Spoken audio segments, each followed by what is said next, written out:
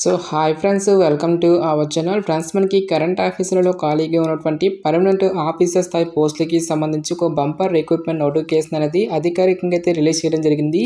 ఈ యొక్క పోస్టులకి సెలెక్ట్ అయినటువంటి క్యాండిడేట్స్కి మంత్లీ వచ్చరికి 40,000 వరకు కూడా శాలరీ అనేది రావడం జరుగుతుంది. ఎలాంటి ఎక్స్పీరియన్స్ అనేది కూడా ఉండాల్సినటువంటి అవసరం అయితే లేదు. ఈ విధంగా ఈ యొక్క నోటిఫికేషన్కి సంబంధించి కంప్లీట్ డీటెయిల్స్తో పాటు అప్లికేషన్ ప్రాసెస్ అనేది కూడా చెప్తాను కాబట్టి స్కిప్ చేయకుండా ఎండ్ వరకు చూసేసి ఈ యొక్క రిక్రూట్మెంట్కి అప్లై అనేది చేసుకోండి. ఫస్ట్ టైం మన ఛానల్ని విజిట్ చేస్తున్నట్లయితే కనుక సబ్స్క్రైబ్ అయితే చేసుకుని బెల్ ఐకాన్ కూడా యాక్టివేట్ చేసి పెట్టుకోండి. ఇంకా ఎవరైనా వీడియోని లైక్ చేయనట్లయితే కనుక డెఫినెట్గా వీడియోని లైక్ చేసేటువంటి ప్రయత్నం అయితే చేయండి guys. Okay, let's start the video. First of all ఈ యొక్క పోస్ట్కి ఎవరెవరు అప్లై చేసుకోవచ్చు అని చూసుకున్నట్లయితే కనుక only Indian national need to apply అని చెప్పేసి ఇక్కడ మనకి జనరల్ ఇన్స్ట్రక్షన్స్లో ఫస్ట్ పాయింట్లో క్లియర్గా మెన్షన్ చేయడం జరిగింది. జస్ట్ మీరు ఇండియన్ సిటిజన్ అయితే సరిపోతుంది గైస్. మీరు ఏ స్టేట్కి చెందిన వారైనా సరే ఈ యొక్క జాబ్స్కి మీరు అప్లై అనేది చేసుకోవచ్చు. గాయస్, మనకి ఈ యొక్క నోటిఫికేషన్ ద్వారా టోటల్గా 2 డిఫరెంట్ టైప్స్ ఆఫ్ వేకెన్సీస్ని రిక్రూట్మెంట్ అనేది చేయడం జరుగుతుంది. సో పోస్టుల వరకు ఏజ్ లిమిట్కి సంబంధించిన డీటెయిల్స్ కనుక చూసుకున్నట్లయితే కనుక మీరు ట్రైనీ ఇంజనీర్ 1 అనేటువంటి ఈ యొక్క ఉద్యోగాలకి మీరు అప్లై చేస్తున్నట్లయితే కనుక January 1, 2025 నాటికి మీకు మినిమం ఏజ్ అనేది 18 ఇయర్స్ అయితే కంప్లీట్ అయి ఉండాలి. జనరల్ అభ్యర్థులు వచ్చరికి 28 ఇయర్స్ వరకు కూడా అప్లై అనేది చేసుకోవచ్చు. నెక్స్ట్ మనకి క్యాస్ట్ వరకు కూడా ఏజ్ రిలాక్సేషన్స్ అనేవి ఉంటాయి కాబట్టి ఓబీసీ క్యాండిడేట్స్ వచ్చేసరికి 31 ఇయర్స్ వరకు, ఎస్సీ ఎస్టీ క్యాండిడేట్స్ వచ్చేసరికి 33 ఇయర్స్, నెక్స్ట్ పీడబ్ల్యూడీ క్యాండిడేట్స్ వచ్చేసరికి 38 ఇయర్స్ వరకు కూడా అప్లై చేసుకోవడానికి ఛాన్స్ అనేది కల్పిస్తూ ఉన్నారు.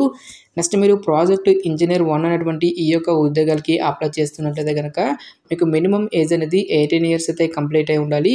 జనరల్ అభ్యర్థులు వచ్చేసరికి 32 ఇయర్స్ వరకు కూడా అప్లై అనేది చేసుకోవచ్చు. ఓబీసీ క్యాండిడేట్స్ వచ్చేసరికి 35 ఇయర్స్ వరకు, ఎస్సీ ఎస్టీ క్యాండిడేట్స్ వచ్చేసరికి 37 ఇయర్స్ వరకు కూడా అప్లై చేసుకోవడానికి ఛాన్స్ అనేది కల్పిస్తూ ఉన్నారు. సో పోస్టుల వరకు వేకెన్సీస్కి సంబంధించిన డీటెయిల్స్తో పాటు నెక్స్ట్ మనకి పే స్కేల్ అనేది ఏ విధంగా ఉంటుంది అని చూసుకున్నట్టయితే కనుక మనకి ట్రైనీ ఇంజనీర్ ఉద్యోగాలకి సెలెక్ట్ అయినటువంటి క్యాండిడేట్స్కి ఫస్ట్ ఇయర్లో వచ్చేసరికి మనకి 30,000, నెక్స్ట్ మనకి సెకండ్ ఇయర్లో 35,000, థర్డ్ ఇయర్లో వచ్చేసరికి మనకి 40,000 వరకు కూడా శాలరీ అనేది పే చేయడం జరుగుతుంది గైస్. నెక్స్ట్ మీరు ప్రాజెక్ట్ ఇంజనీర్ 1 ఉద్యోగాలకి సెలెక్ట్ అయినట్లయితే కనుక ఫస్ట్ ఇయర్లో వచ్చరికి 40,000, సెకండ్ ఇయర్లో మనకి 45,000, థర్డ్ ఇయర్లో వచ్చరికి మనకి 50,000 రూపీస్తో పాటుగా ఫోర్త్ ఇయర్లో మనకి 55,000 వరకు కూడా శాలరీ అనేది రావడం జరుగుతుంది. నెక్స్ట్ ఇక్కడ మనకి ఏ కేటగిరీ వరకు ఎన్నెన్ని వేకెన్సీ అనేవి కేటాయించినటువంటి కంప్లీట్ డీటెయిల్స్ అన్నింటినీ కూడా మనకి ఇక్కడ నోటిఫికేషన్లో ఇవ్వడం జరిగింది. అన్ని క్యాస్ట్ల వరకు కూడా వేకెన్సీ అనేవి కేటాయించడం జరిగింది గైస్. లైక్ మనకి జనరల్, ఎకనామికల్లీ వీకర్ సెక్షన్తో పాటుగా ఎస్సీ ఎస్టీ ఓబీసీ అని చెప్పేసి ఈ విధంగా మనకి ప్రతి ఒక్క కేటగిరీ వరకు కూడా వేకెన్సీ అనేవి కేటాయించడం జరిగింది. నెక్స్ట్ ఇక్కడ మనకి ట్రేడ్స్ వరకు కూడా వేకెన్సీ అనేవి డివైడ్ చేయడం జరిగింది.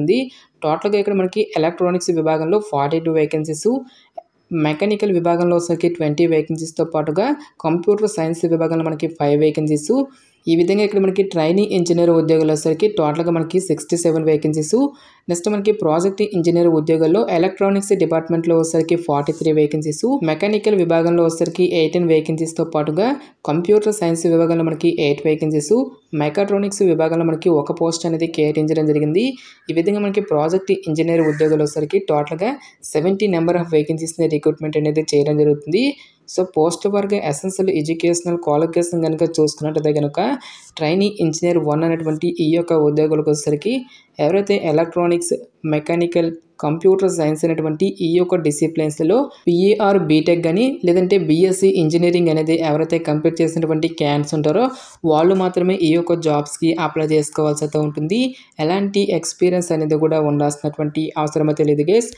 నెక్స్ట్ ఇక్కడ మనకి ప్రాజెక్ట్ ఇంజనీర్ 1 అనేటువంటి ఈ యొక్క ఉద్యోగాలకు వచ్చేసరికి ఎవరైతే electronics, mechanical, computer science, mechatronics అనేటువంటి ఈ యొక్క విభాగాలలో బీఈఆర్ బీటెక్ కానీ లేదంటే బీఎస్సీ ఇంజనీరింగ్ అనేది కంప్లీట్ చేసి దీంతో పాటుగా మనకి ఒక వర్క్కి సంబంధించి అట్లీస్ట్ 2 ఇయర్స్ ఎక్స్పీరియన్స్ అనేది కూడా మనకి అనడం జరుగుతుంది.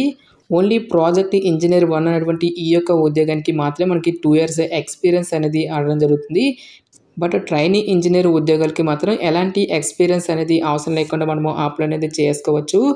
నెక్స్ట్ ఇక్కడ మనకి మెయిన్ సబ్జెక్ట్తో పాటుగా ఇక్కడ మనకి డిసిప్లిన్స్ అని చెప్పేసి ఇవ్వడం జరిగింది. సో ఇక్కడ ఇచ్చేటువంటి ఈ యొక్క డిసిప్లిన్స్లలో so BA or BTech complete చేసినటువంటి క్యాండిడేట్స్ కూడా ఈ యొక్క జాబ్స్కి అప్లై అనేది చేసుకోవచ్చు అని చెప్పేసి ఇక్కడ మనకి జాబ్ డీటెయిల్స్లోనే క్లియర్గా మెన్షన్ చేయడం జరిగింది. నెక్స్ట్ ఈ యొక్క పోస్ట్కి సంబంధించి సెలక్షన్ ప్రాసెస్ అనేది ఏ విధంగా ఉంటుంది అని చూసుకున్నట్లయితే కనుక కేవలం మనకి ఒకే ఒక రిటన్ ఎగ్జామినేషన్ ద్వారా ఈ యొక్క వేకెన్సీస్కి సంబంధించి ఎంపిక అనేది చేయడం జరుగుతుంది. ట్రైనింగ్ ఇంజనీర్ ఉద్యోగాలకు వచ్చేసరికి టోటల్గా మనకి 100 మార్క్స్కి సంబంధించి ఈ యొక్క రిటన్ ఎగ్జామినేషన్ అనేది కండక్ట్ చేయడం జరుగుతుంది. సిలబస్ అనేది మనకి ఇక్కడ నోటిఫికేషన్ అయితే మెన్షన్ అయితే చేయలేదు గైస్. మాక్సిమం మనకి యాప్టిట్యూడ్కి రిలేటెడ్గా సమ్ క్వశ్చన్స్, నెక్స్ట్ మీ యొక్క డిసిప్లిన్కి రిలేటెడ్గా సమ్ క్వశ్చన్స్ అనేవి అడిగేటువంటి అవకాశం అనేది ఉంటుంది. ఈచ్ వన్ కరెక్ట్ ఆన్సర్కి మనకి 1 మార్క్ అనేది కేటాయిస్తారు.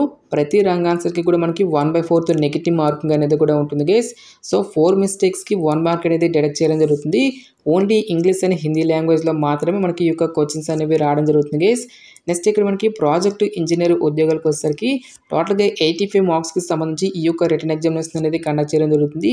మిగిలినటువంటి ఈ యొక్క 15 మార్క్స్ అనేవి మనకి ఇంటర్వ్యూకి అయితే కేటాయించడం జరిగింది. ఈ యొక్క పోస్ట్కి ఎవరైతే ఇక రిటన్ ఎగ్జామినేషన్ని క్లియర్ చేసినటువంటి క్యాండిడేట్స్కి ఫర్దర్గా మనకి ఇంటర్వ్యూ అనేది కండక్ట్ చేసేసి ఈ యొక్క వేకెన్సీస్కి ఎంపిక అనేది చేయడం జరుగుతుంది. నెక్స్ట్ మనకి ఎగ్జామినేషన్తో పాటుగా ఇంటర్వ్యూస్ అన్నీ కూడా మనకి బెంగళూరులో అయితే కండక్ట్ అయితే చేయడం జరుగుతుంది గైస్. నెక్స్ట్ ఈ యొక్క పోస్ట్కి సంబంధించి అప్లికేషన్ ఫీజుకి సంబంధించిన డీటెయిల్స్ కనుక చూసుకున్నట్లయితే కనుక SC, ST, PWD క్యాండిడేట్స్ ఎవరైతే ఉంటారో ఈ యొక్క క్యాండిడేట్స్ ఎటువంటి అప్లికేషన్ ఫీజు అనేది కూడా పే చేయాల్సినటువంటి అవసరం అయితే లేదు. ఈ యొక్క క్యాండిడేట్స్ అందరూ కూడా ఫ్రీగా అప్లై అనేది చేసుకోవచ్చు గైస్. సో రిమైనింగ్ కేటగిరీకి చెందినటువంటి క్యాండిడేట్స్ అందరూ కూడా ట్రైనింగ్ ఇంజనీర్ ఉద్యోగాలకి మీరు అప్లై చేస్తున్నట్లయితే కనుక 150 రూపీస్తో పాటుగా 18% ఆఫ్ GSTని కూడా మీరు పే చేయాల్సి అయితే ఉంటుంది. నెక్స్ట్ మీరు ప్రాజెక్ట్ ఇంజనీర్ ఉద్యోగాలకి అప్లై చేస్తున్నట్లయితే కనుక 400 రూపీస్తో పాటుగా ప్లస్ GST ఛార్జెస్ అనేవి కూడా మీరు పే చేయాల్సి అయితే ఉంటుంది. సో ఇక అప్లికేషన్ ఫీజు అనేది ఏ విధంగా పే చేయాలి అని చెప్పేసి ఇక్కడ మనకి ఇన్స్ట్రక్షన్స్ అనేవి ఇవ్వడం జరిగింది. సో ఇక్కడ ఇచ్చేటువంటి ఈ యొక్క ఇన్స్ట్రక్షన్స్ అనేవి ఫాలో అవుతూ ఈ యొక్క అప్లికేషన్ ఫీజు అనేది మనం ఆన్లైన్లో పే చేయాల్సి అయితే ఉంటుంది. ఈ విధంగా మీరు ఆన్లైన్లో ఇక అప్లికేషన్ ఫీజు అనేది మీరు పే చేసిన తర్వాత సో ఒక రిసిప్ట్ని కూడా మీరు అప్లికేషన్ ఫామ్తో పాటు కూడా సెండ్ చేసుకోవాల్సి అయితే ఉంటుంది గైస్. నెక్స్ట్ ఈ యొక్క పోస్ట్కి సంబంధించి అప్లికేషన్ ప్రాసెస్ విషయానికి వచ్చేట్లయితే కనుక ఓన్లీ ఆఫ్లైన్లోనే అప్లై చేసుకోవాల్సి అయితే ఉంటుంది. సో ఇక అప్లికేషన్ ఫామ్ లింక్ అనేది వీడియో డిస్క్రిప్షన్లోను కామెంట్ సెక్షన్లో అయితే ప్రొవైడ్ అయితే చేస్తాం గైస్. ఫస్ట్ ఆఫ్ ఆల్ ఈ యొక్క అప్లికేషన్ ఫామ్ అనేది మీరు ప్రింట్అవుట్ అయితే తీసుకొని రైట్ సైడ్లో వచ్చేసరికి మీకు లేటెస్ట్ పాస్పోర్ట్ సైజ్ ఫోటోగ్రాఫ్ అనేది మీరు ఇక్కడ స్టిక్ చేసి నెక్స్ట్ మీ యొక్క సైన్ అనేది ఈ విధంగా క్రాస్కి అయితే చేయాల్సి అయితే ఉంటుంది. నెక్స్ట్ మీరు ఏ పోస్ట్కి అయితే అప్లై చేస్తున్నారో ఆ బాక్స్లో మీరు రైట్ టిక్ అనేది ఇచ్చేసి నెక్స్ట్ మనకి నోటిఫికేషన్లో జాబ్ కోడ్ అనేది ఇవ్వడం జరిగింది. సో ఒక జాబ్ కోడ్ అనేది కూడా మీరు ఇక్కడ ఇవ్వాల్సి అయితే ఉంటుంది గైస్. నెక్స్ట్ బ్లాక్ లెటర్లో మీ యొక్క ఫుల్ నేమ్తో పాటు మీ యొక్క ఫాదర్స్ నేము, డేట్ ఆఫ్ బర్త్తో పాటుగా మీకు ఏజ్కి సంబంధించిన డీటెయిల్స్, నేషనాలిటీతో పాటుగా మ్యూచువల్ స్టేటస్, మీ యొక్క మొబైల్ నెంబర్తో పాటుగా ఈమెయిల్ ID, నెక్స్ట్ మీ యొక్క క్యాస్ట్తో పాటుగా పర్మనెంట్ అడ్రస్కి సంబంధించిన డీటెయిల్స్ అన్నిటిని కూడా మీరు ఇక్కడ ఫిల్ చేయాల్సి అయితే ఉంటుంది. నెక్స్ట్ మీకు ఎడ్యుకేషనల్ క్వాలిఫికేషన్కి సంబంధించిన డీటెయిల్స్ అన్నిటిని కూడా మీరు ఇక్కడ 1 by 1 అయితే ఫిల్ చేయాల్సి అయితే ఉంటుంది గైస్. సో పోస్ట్ క్వాలిఫికేషన్ అనేది మీకు ఏమైనా ఉంటే కనుక అక్కడ సంబంధించిన డీటెయిల్స్ అనేవి మీరు ఇక్కడ ఫిల్ చేయాల్సి అయితే ఉంటుంది. సో ఎక్స్పీరియన్స్ అనేది మీకు లేనట్లయితే కనుక ఈ విధంగా మీరు సింపుల్గా నాట్ అప్లికేబుల్ అని చెప్పేసి మెన్షన్ అయితే చేస్తాను గైస్. సో ఎవరైతే ఇక అప్లికేషన్ ఫీజు అనేది పే చేస్తున్నటువంటి క్యాండిడేట్స్ ఉంటారో సో ఒక ఫీజుకి సంబంధించిన డీటెయిల్స్ అన్నిటిని కూడా మీరు ఇక్కడ ఫిల్ చేయాల్సి అయితే ఉంటుంది. సో ఒక పేమెంట్కి సంబంధించిన రిసిప్ట్ నెంబర్తో పాటు అమౌంట్ ఒక డేట్ అన్నిటిని కూడా మీరు ఇక్కడ ఫిల్ చేయాల్సి అయితే ఉంటుంది. నెక్స్ట్ అప్లికేషన్ ఫామ్తో పాటు ఏ సర్టిఫికేట్స్ అనేవి అటాచ్ చేయాలి అని చెప్పేసి ఇక్కడ మనకి కొన్ని సర్టిఫికేట్స్ అనేవి ఇవ్వడం జరిగింది. సో 10th క్లాస్ క్వాలిఫికేషన్కి సంబంధించిన సర్టిఫికేట్స్తో పాటుగా నెక్స్ట్ డిగ్రీకి సంబంధించిన సర్టిఫికేట్స్తో పాటుగా ఎక్స్పీరియన్స్ అనేది ఉంటే అక్కడ సంబంధించిన సర్టిఫికేట్స్, నెక్స్ట్ మీ యొక్క క్యాస్ట్ సర్టిఫికేట్తో పాటుగా ఎక్స్ సర్వీస్మెన్ క్యాండిడేట్స్ వచ్చరికి no objection certificate, next application ఫీజుకి సంబంధించిన సర్టిఫికేట్ని కూడా మీరు అప్లికేషన్ ఫామ్కి అటాచ్ అయితే చేయాల్సి అయితే ఉంటుంది. నెక్స్ట్ డిక్లరేషన్ దగ్గర మీ యొక్క డేట్తో పాటు మీ యొక్క ప్లేస్ అనేది ఇచ్చేసి ఇక్కడ మీ యొక్క సిగ్నేచర్ అనేది ఇక్కడ చేయాల్సి అయితే ఉంటుంది. ప్రతి ఒక్క ఎడ్యుకేషనల్ డాక్యుమెంట్స్ అన్నిటిపై కూడా సెల్ఫ్ అటెస్టేషన్ అంటే మీ యొక్క సైన్ అనేది కంపల్సరీగా చేయాల్సి అయితే ఉంటుంది గైస్. సో ఇక సర్టిఫికేట్స్ అన్నిటిని కూడా మీరు ఒక ఎన్వలప్ కవర్లో పెట్టేసి ఈ యొక్క ఎన్వలప్ కవర్పై టాప్లో మీరు అప్లికేషన్ ఫర్ ద పోస్ట్ అని చెప్పేసి మీరు ఏ పోస్ట్కి అయితే అప్లై చేస్తున్నారో సో ఒక పోస్ట్ నేమ్తో పాటు ఇక్కడ జాబ్ కోడ్ అనేది కూడా మీరు ఇక్కడ మెన్షన్ చేయాల్సి అయితే ఉంటుంది. నెక్స్ట్ లెఫ్ట్ సైడ్లో వచ్చేసరికి మీ యొక్క అడ్రస్, రైట్ సైడ్లో సరిగ్గా మనకి నోటిఫికేషన్లో ఏ అడ్రస్ అనేది ఇచ్చారో ఆ యొక్క అడ్రస్ అనేది మీరు ఇక్కడ ఫిల్ చేయాల్సి అయితే ఉంటుంది. సో ఇక అప్లికేషన్స్ అనేవి ఏ అడ్రస్కి సెండ్ చేసుకోవాలి అని చూసుకున్నట్లయితే కనుక deputy general manager HR product development and innovation centre PDIC Bharat electronics limited professor UR Rao road near Nagaland circle Jalahalli post Bengaluru 560013 Karnataka అనేటువంటి ఈ యొక్క అడ్రస్కి మీరు స్పీడ్ పోస్ట్ ద్వారా కానీ లేదంటే రిజిస్టర్డ్ పోస్ట్ ద్వారా కానీ February 20 లోపు ఈ యొక్క రిక్రూట్మెంట్కి సంబంధించి మనము అప్లికేషన్స్ అనేవి ఆఫ్లైన్లో అయితే సెండ్ చేసుకోవాల్సి అయితే ఉంటుంది గైస్.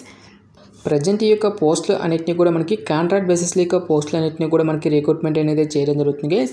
సో ఈ యొక్క కాంట్రాక్ట్ పీరియడ్ అనేది కంప్లీట్ అయిన తర్వాత ఫర్దర్గా కంపెనీ యొక్క రిక్రూట్మెంట్స్ని బట్టి నెక్స్ట్ మీ యొక్క పర్ఫార్మెన్స్ని బేస్ చేసుకుని ఈ యొక్క టర్మ్ అనేది ఎక్స్టెండ్ చేసేటువంటి ఛాన్స్ అనేది కూడా ఉంటుంది కాబట్టి డెఫినెట్గా ఈ యొక్క రిక్రూట్మెంట్కి అప్లై అనేది చేసుకోండి.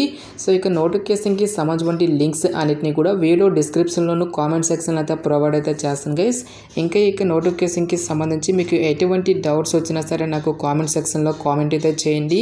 ఇటువంటి మరిన్ని జాబ్ అప్డేట్స్ కోసం మన ఛానల్ని సబ్స్క్రైబ్ చేసుకుని బెల్ ఐకాన్ కూడా యాక్టివేట్ చేసి పెట్టుకోండి. సో ఇది ఫ్రెండ్స్ ఇవాళ వీడియో. రేపు మరొక మంచి జాబ్ అప్డేట్తో మళ్ళీ మీ ముందుకు రావడం జరుగుతుంది. Thanks for watching this video.